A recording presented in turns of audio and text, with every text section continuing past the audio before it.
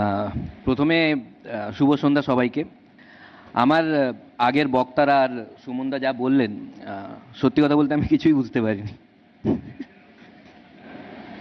আমি একটু সিরিয়াস থাকার চেষ্টা করছিলাম, কিন্তু হচ্ছিল না। আমি মোবাইলে মেসেজ পেলাম যে হচ্ছে না, তুমি যেরকম থাকো সেরকমই হও। আরেকটা কথা বলে দিই যে কেউ যদি এটা এক্সপেক্ট করে থাকেন যে আমি যুক্তি তর্ক করতে এসেছি, আমি তর্ক করতে পারি, যুক্তি আমার আসে না। তো এখানে ওটা হবে না আমি শুনলাম। আর এই ঝামেলার মধ্যে আমি নেই। তো এসআইআর নিয়ে আমি যদি বলি, আমার আমার জ্ঞানে যতদূর হয়, যে কালকে সাপ্লিমেন্টারি লিস্ট প্রকাশ পেল। তো অ্যাকচুয়ালি আমার আজকে মন খারাপ, প্রচণ্ড মন খারাপ। কেননা আমার ওয়াইফের নাম ডিলিটেড লিস্টে আসেনি। এখন আমাকে অ্যাপ্লাই করতে হবে যে আমার ডিলিট কি করে হয়। জানি না কি হবে। তো আমি প্রথমেই বলে দিই যে আমি এখানে এমন একটা এক্সপেকটেশন নিয়ে এসেছি যে যাতে সবাই বলে, সবাই আমার নামই বলে এই শোয়ের পর, যে ওকে ডাকার কি দরকার ছিল। তো আমি একজন কমেডিয়ান, প্রথমে বলে দিচ্ছি, কেননা স্টেজে আমাকে কমেডি করতে দেখে অনেকে পার্টির নেতার সঙ্গে গুলিয়ে ফেলতে পারেন। আহ, না, মানে ওরকম আমি আমি নেগেটিভলি বললাম না, আমি পজিটিভলি বললাম। কেননা অনেক নেতার আমি দেখেছি সেন্স অফ হিউমার অসাধারণ, খুবই ভালো। আহ, আমি শুধু দেখেছি যে মানে সেন্স অফ হিউমার অসাধারণ, কিন্তু জোক নিতে পারেন না, আমি মাঝে মাঝে দেখেছি। আমি যখন আমি একজনকে নাম করলাম, একজন নেতাকে, যে আপনি পলিটিশিয়ান তো ঠিক আছেন, কিন্তু কমেডিয়ান হিসেবে আপনি অসাধারণ, রেগে গেছেন। বলছে সাহস কী করে হয় আমাকে পলিটিশিয়ান বলার। তো মানে এই এই ব্যাপারগুলো হয় আর কি। সুমনদা আমাকে বললেন যে এরকম একটা শো আছে, সামনে ইলেকশন আছে, তো ইলেকশনের ওপরে কিছু জোক লিখে নিয়ে আসবে। তো আমি বললাম জোকের ওপর কি জোক লিখবো, আর খুব চ্যালেঞ্জিং ব্যাপার। তো অনেকে ভাবছেন যে মহাযুদ্ধের মতো একটা প্রোগ্রামে আমাকে কেন ডাকা হলো, এরকম একটা সিরিয়াস প্রোগ্রামে। হ্যাঁ, মানছি যে রাজনীতি একটা খুব গুরুগম্ভীর বিষয়, খুব সিরিয়াস ব্যাপার। কিন্তু আজকাল রাজনীতি এমন ছ্যাবলামোর পর্যায়ে চলে গেছে যে সুমনদা ভাবলেন যখন চলেই গেছে, তাহলে সরাসরি ডেকে কাউকে করানো যাক। তবে অনেকে জোক নিতে পারে, আমি দেখেছি অনেকে জোক নিতে পারে। আমি কদিন আগে একজন মানে একটা স্ট্যান্ড আপ কমেডির শোতে গেছিলাম। ওখানে গিয়ে আমি দেখলাম যে কয়েকজন টিএমসির সমর্থক আছেন। তো আমি পারমিশন নিয়ে নিলাম পলিটিক্যাল জোক করার আগে। আমি বললাম যে আমি পার্টির ওপর জোক করতে পারি তো।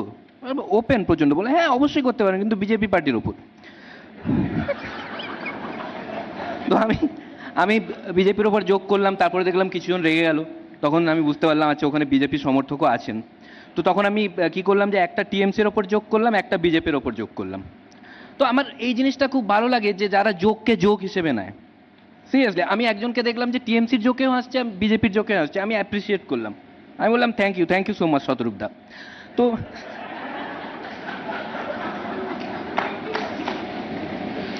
আমি আমি যেটা জিনিস, আমি এখানে যেটা নেতাদের পজিটিভ সাইড বলতে এসেছি অ্যাকচুয়ালি। মানে আমি নেতাদের নেগেটিভ সাইড বলতে চাই না, কারণ আমি জানি যে সব পার্টির নেতারাই এবিপি আনন্দ দেখে, রিস্কি হয়ে যায় ব্যাপারটা।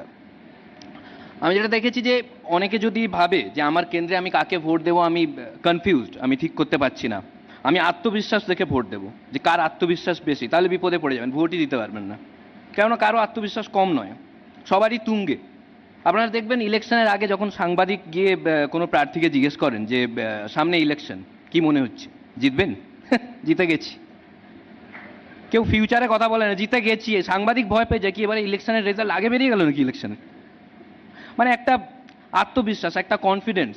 আর একটা কমন ডায়লগ দেখবেন নেতাদেরকে, মানে প্রার্থীদেরকে যদি জিজ্ঞেস করা হয় যে মানে বিপক্ষ প্রার্থীর ব্যাপারে, সবাই বলছে যে ও ঘাবড়ে গেছে, ভয় হেরে যাবে না, ভয় পেয়ে ঘাবড়ে গেছে, সবাই বলছে ঘাবড়ে গেছে। বিপক্ষ প্রার্থীকে জিজ্ঞেস করা হচ্ছে, ও বলছে এও ঘাবড়ে গেছে। এটা দেখে জনগণ ঘাবড়ে যায়, যে আমাদের কেন্দ্রেই সব ঘাবড়ানোর প্রার্থী কেন দিয়েছে।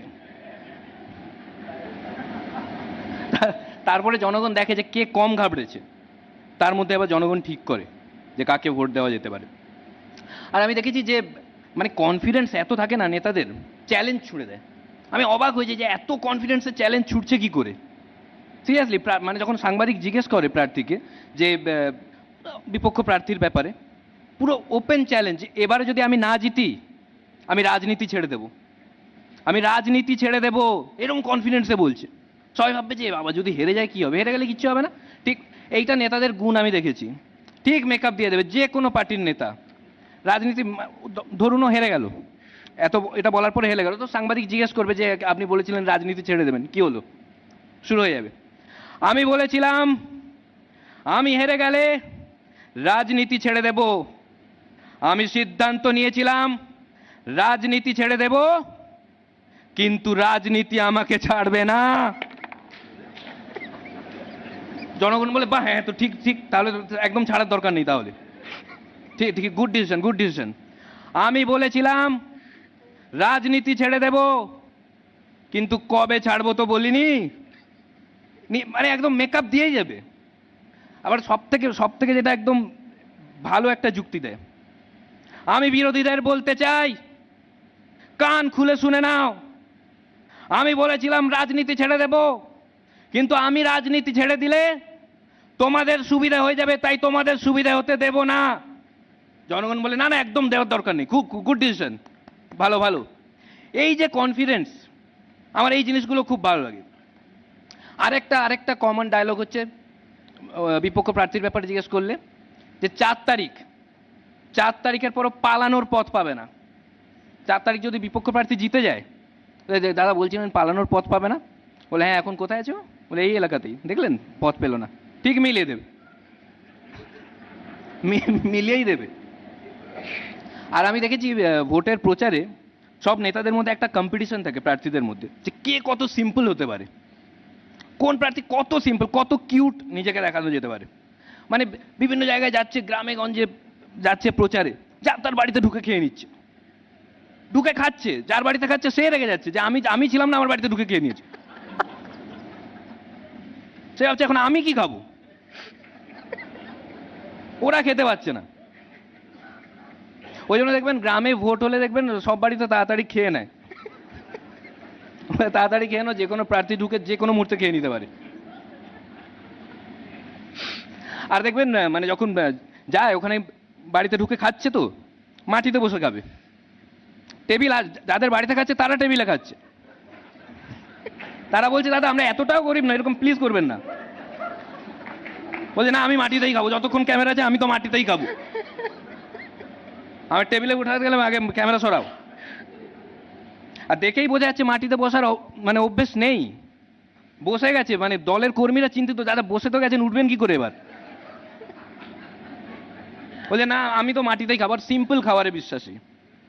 বলে না আমি একটা সবজি ডাল সিম্পল, যাদের বাড়িতে খাচ্ছে তারা বলছে যে দাদা প্লিজ আপনি আগে খেয়ে নিন, আমাদের আলাদা খাবার আছে, আপনার সাথে বসে উচ্ছে খাওয়ার কোনো ইচ্ছে আমাদের নেই।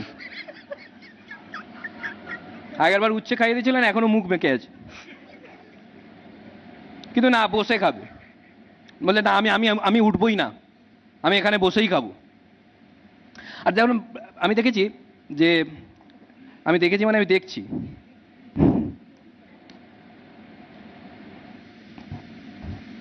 আর যত কিউট কিউট যে জিনিস যেটা বললাম, যে যখন প্রার্থীরা বলে যে বসে যায়, যখন যখন সবজি খায়, আপনারা একটু ভালো করে দেখবেন, একটু ভালো করে লক্ষ্য করবেন, এক্সপ্রেশন আর কথা আলাদা হচ্ছে। মুখে সবজি খেতে কিন্তু ভালো লাগছে না, মুখ ফুক বেঁকে যাচ্ছে, অসাধারণ, খুব সুন্দর সবজি, খুব দারুণ, এটা আমার খুব ফেভারিট, এটার নাম কি, খুব ভালো লাগে এই সবজিটা আমার খেতে। প্রচারে যাচ্ছে, যে কোনো বাচ্চা ওখানে খেলছে, বাচ্চার সঙ্গে কিছু না, ছোট বাচ্চা খেলছে, বাচ্চাকে কোলে তুলে আদর করছে, বাচ্চা বলে এটা কি হচ্ছে, এত আদর তো আমার মা বাবা করে না, আমার মা বাবা তো এসআইআর ডিলিটেডে নাম আছে, তারপর বাচ্চা ফেলে চলে যায়। আর যখন কেউ ক্রিকেট খেলে না, প্রার্থী যাচ্ছে প্রচারে, কেউ ক্রিকেট খেলছে, ওখানে গিয়ে ব্যাটিং করা শুরু করে দেয়, যারা বাচ্চারা খেলে তারাই বিরক্ত হয়ে যায়, আবার সেই বাজে ব্যাটসম্যানটা আসছে, প্রত্যেকদিন 3-4 ওভার করে খেলে বেরিয়ে যাচ্ছে ফিল্ডিং না করে, ফিল্ডিং করতে বললেই বলছে যে আমার প্রচার আছে। আর এত বাজে খেলে, এত মানে 3 ওভার খেলছে, 30-40 বার আউট হচ্ছে, এক বলে 2 বার আউট হচ্ছে, খুবই বাজে খেলে, মানে কেউ খেলা দেখে নিলে ভোট পাবে না। আমার মাঝে মাঝে মনে হয় খেলা দেখে নিয়েছিল বলে হেরে যাচ্ছে। আর কি বাধ্যবাধকতা আছে যে খেলতে হবে। আমি একটা ভিডিও দেখছিলাম, একজন মানে উদ্বোধনে গেছে, উদ্বোধনে বল মারতে গিয়ে উল্টে পড়ে গেছে, সাইডে একটা লোক বলছে দাদা মানে আপনার রাজনীতি আর খেলা দুটোই একই, বলে থ্যাংক ইউ, বলে থ্যাংক ইউ না, দুটোই বাজে। আর আপনারা দেখবেন যখন টিভিতে দেখানো হয় যে এই প্রচারের ব্যাপার স্যাপার প্রার্থীর ব্যাপারে যখন বলা হয়, আপনি একটু অন্যদিকে তাকিয়ে দেখবেন, আপনার মনে হবে না কোনো প্রার্থী পার্টির। আপনার মনে হবে যে কোনো কোনো ফিটনেস ইনফ্লুয়েন্সার ওখানে আছে, কোনো বড় নিউট্রিশনিস্ট। ভোটের প্রচারের ফাঁকে প্রার্থী কি খাচ্ছেন, কিভাবে নিজেকে ফিট রাখছেন, সারাদিন দেখাচ্ছে ভোটের প্রচারের ফাঁকে প্রার্থী কি খাচ্ছেন। আরে এত কি খাবে, দেখে মনে হচ্ছে ভোটের প্রচারের ফাঁকে প্রার্থী খাচ্ছেন না, খাওয়ার ফাঁকে প্রচার করছেন। সারাদিন খেয়ে যাচ্ছে, আর প্রার্থীরাও খুব সিরিয়াস, ভাবে যে হ্যাঁ আমার মধ্যে কিছু তো আছে। আমি সকালে হালকা একটা ব্রেকফাস্ট করে বেরিয়ে যাই। আমার মাঝে মাঝে এরকমও মনে হয় যে প্রার্থীরা যখন বাড়ি থেকে বেরোয় না সকালে, ভালো করে মাছ মাংস খেয়ে নেয়, বলে তাড়াতাড়ি খাইয়ে দাও, সারাদিন আজকে সবজি খেতে হবে। সকালে বেরিয়ে যাচ্ছে বলে আমি ব্রেকফাস্ট একটা হালকা ব্রেকফাস্ট করে বেরিয়ে যাই, আর একটু বেলার দিকে একটা ডাবের জল খেয়ে নিই। যারা সারাদিন মানে সারা বছর যারা একটু লিটল লিটল নেওয়ার অভ্যেস আছে, তারাও এই সময় ডাবের জলে চলে আসে। আমি একটু ডাবের জল নিয়ে নিই। আমার এইভাবে চলে, আর একটু সিম্পল খাবার, মানে আমি দুপুরে একটু সিম্পল খাবার খাই, আর ক্যামেরা অফ হলে বিরিয়ানি।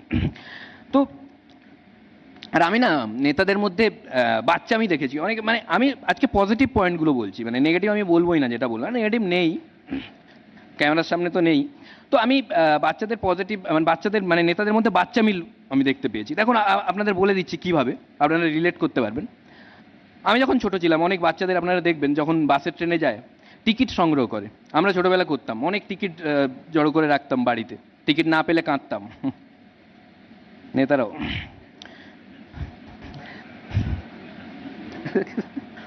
তো অনেক অনেক নেতাকে আমি দেখেছি, সব থেকে ভালো যেটা আমি দেখেছি যে যারা দল পরিবর্তন করা নেতা, প্রচণ্ড দল পরিবর্তন করেন, প্রচণ্ড দল পরিবর্তন করেন যারা, মানে এত মানে সকালে যাদের এগেনস্টে আন্দোলন করছিলেন, বিকেলে দেখা যাচ্ছে তাদেরই মিছিলে জবাব চাই, জবাব দেওয়ার। দাদা আপনি এদেরই জবাব চাইছিলেন না? বলে হ্যাঁ দিচ্ছিল না তাই আসতে হলো। আমি সারা জীবন এরকমই জবাব চাইবো চারদিকে। এদেরকে না কেউ মিছিলে নিয়ে যায় না, ভয়। হ্যাঁ সিরিয়াসলি, হয়তো মিছিলে নিয়ে যাচ্ছে, বিপক্ষর একটা মিছিল আসছে, ওখানেই দল চেঞ্জ করে নেয়। Thank you so much.